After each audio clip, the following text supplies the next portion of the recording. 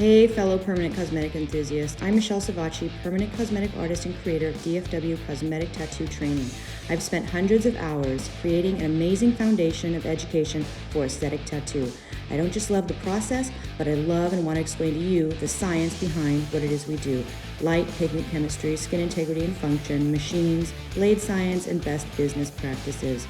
Join me with this next video, and I hope it helps you along your path to be the best artist you can be. Cosmetic tattoo color theory is not just looking at someone's skin and matching it to the Fitzpatrick scale and matching that to a pigment.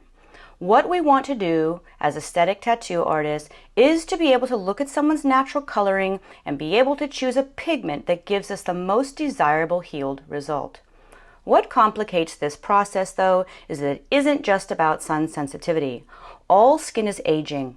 Changing thickness, dryness, circulation will change, causing it to look more dull or patchy in color, also becoming more sensitive to internal and external forces, causing inflammation and allergic responses not seen as often in younger, healthier skin. Understanding permanent cosmetic color theory is so much more than learning how to operate a color wheel made for an entirely different industry for digital painting and printing.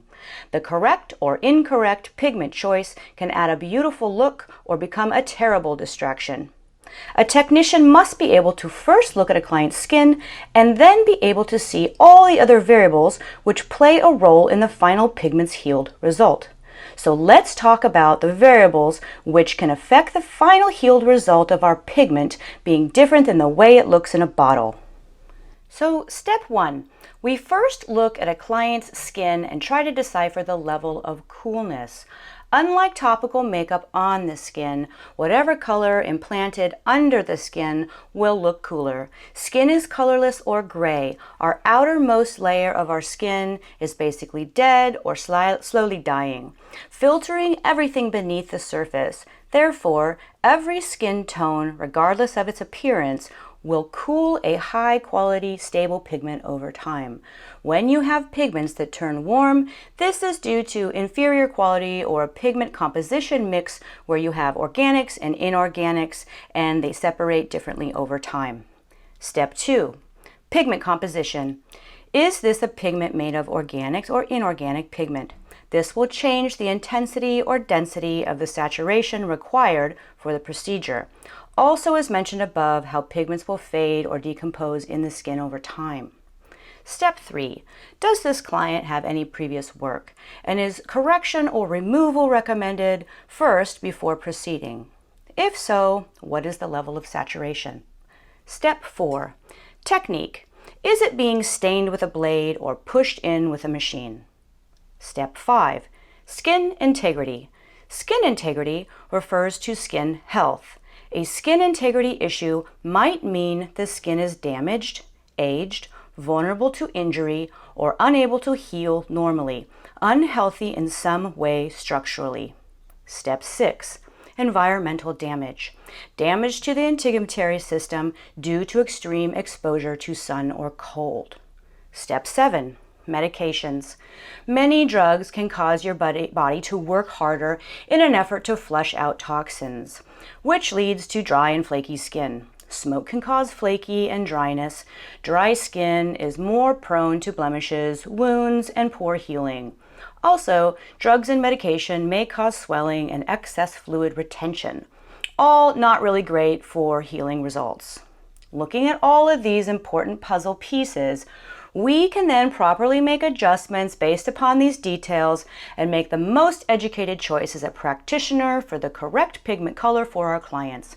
We may need to choose a slightly different base color because of poor retention, use modifiers to ensure warmth or to cool down old work, or use a lighter pigment to buff out hair strokes or blend.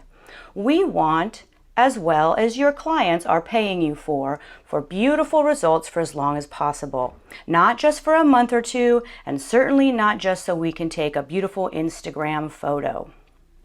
As you can see, there are just too many factors to boil it down to 6 or 7 base colors and 6 Fitzpatrick skin types. Because there are so many variations to the skin, I really feel that pre-modified pigments is a sales gimmick to sell you, the practitioner, on the idea that we can take the independent thought process out of being an artist. More often than not, pigments need to be slightly modified for the best healed result due to everything that I've explained here today. So, to conclude this brief lesson on warm and cool undertones, I believe that all skin is a degree of cool and in fact cooling. To say an individual is warm gives us a false sense of security that we may play in a sense with cooler pigments that are easier to saturate the skin with. The most desirable eyebrows are neutral or warm, and since pigment always cools down under the skin, feel free, if uncertain, to add a little warmth, even if as just a little insurance. As you grow in your art, your ability to predict outcomes will improve. Learn to practice conservatively with light colors and modifiers. One final fun fact. Because black is the smallest pigment particle, it is always easier to cool a warm brow versus trying effortlessly to warm a cool color deep in the skin. I hope you enjoyed this lesson. Hey guys, I hope you enjoyed that video. Please subscribe and make sure to follow our Facebook group, which is DFW Cosmetic Tattoo Training. And we've got brow bows. Message me if you're interested. Hit the bell button so you are notified when I put more videos up free of charge.